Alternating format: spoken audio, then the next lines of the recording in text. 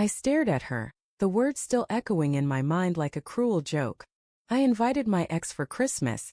If you loved me, you'd get it. First I thought she was kidding. But then I saw the way her lips curled into that defensive smirk she wore whenever she was about to justify something she already knew was wrong. That was the moment I realized my wife, the woman I'd spent 8 years building a life with, was slowly becoming a stranger in our own home. Christmas had always been our thing.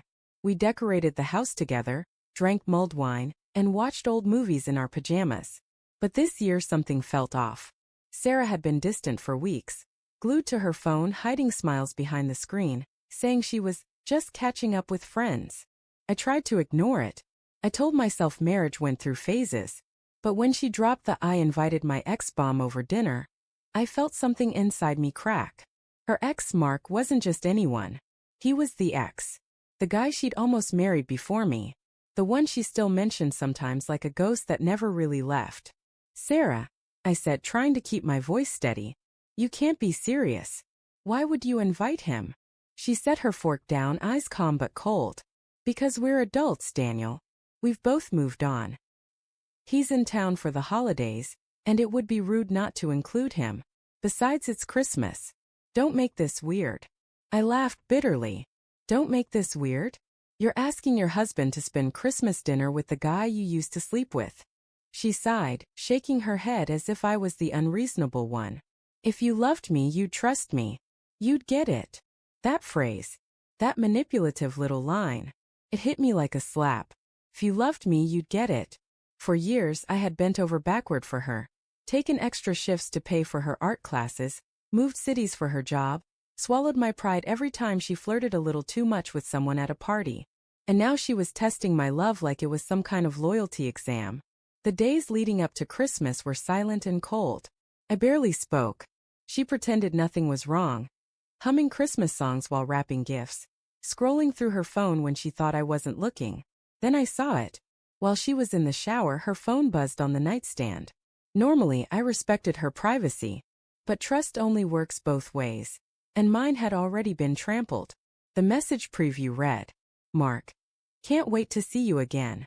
Just like old times." My chest tightened. I scrolled up, my hand shaking, and there it was.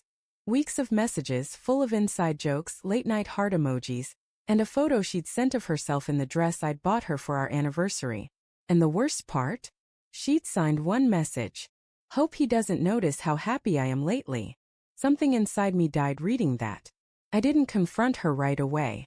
I needed to think. Rage was too easy. I wanted something smarter. Something that would make her realize just how deep her betrayal cut. So I planned my own version of Christmas. When she asked if I was okay, I told her I was. I even helped her set the table and decorate the tree. I played along, smiling through gritted teeth. On Christmas Eve, she slipped into a red dress, looking radiant and smug. "You'll see, Daniel," she said softly, touching my arm. "Tonight will prove we can all be mature about this." "Sure," I said. "Mature." Mark arrived right on time, tall, charming, with that easy grin that used to make me insecure. He greeted me like an old friend, hand extended. I shook it, firmly enough to make him flinch. Dinner was a performance. Sarah laughed too loudly at his jokes. He complimented her cooking. They reminisced about their college days while I sat there, invisible, smiling politely. But I wasn't just sitting there. I had my own plan unfolding quietly in the background. A week earlier, I discovered something interesting while scrolling through our shared cloud account. Sarah had used my login to back up her photos, including the ones she'd sent to Mark.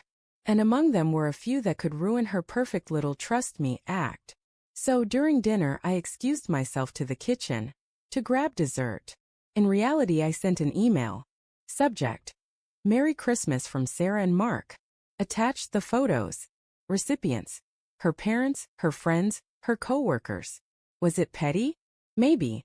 But when someone demolishes your heart, you stop caring about moral high ground. I came back with the pie and poured everyone wine. Sarah was glowing, unaware of the digital grenade I just launched. "So," Mark said, raising his glass, "to old memories and new beginnings." "To endings," I corrected, my smile thin. Sarah frowned. "What's that supposed to mean?" I looked her straight in the eyes. You'll find out soon enough. The silence after that was heavy. She knew something was wrong but couldn't quite place it. She laughed awkwardly, tried to change the subject. I played along. 15 minutes later, her phone buzzed once. Then again. And again. Her smile faded. She glanced at the screen and froze. Her face drained of color. Her eyes darted toward me wide with horror. What did you do?" she whispered. Mark looked confused. "Sarah? Everything okay?"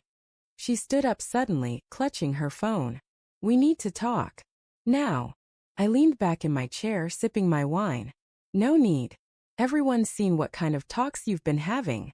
She opened her mouth, then closed it again. Tears welled in her eyes. "Daniel, please, you don't understand." "Oh, I understand perfectly," I said quietly. "You invited your ex for Christmas because you wanted to see how far you could go before I broke. Congratulations. You found out." She reached for my hand, desperate. "I was lonely. You've been distant. I just wanted to feel." "Wanted to feel what?" I snapped. "Wanted to feel wanted? You could have talked to me, Sarah. Instead, you went to him." Mark stood, looking uncomfortable. I should go." "Yeah," I said coldly. "You probably should have stayed gone years ago."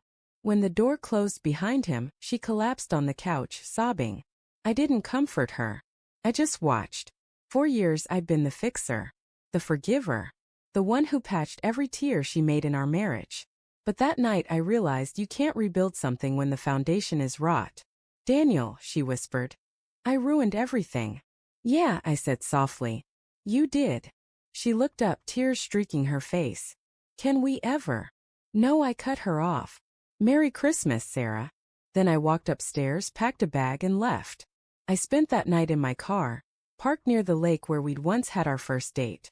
Snow fell quietly, blanketing everything in white, cleansing, pure. I watched it through the windshield, feeling the kind of silence that comes after a storm. Painful but freeing.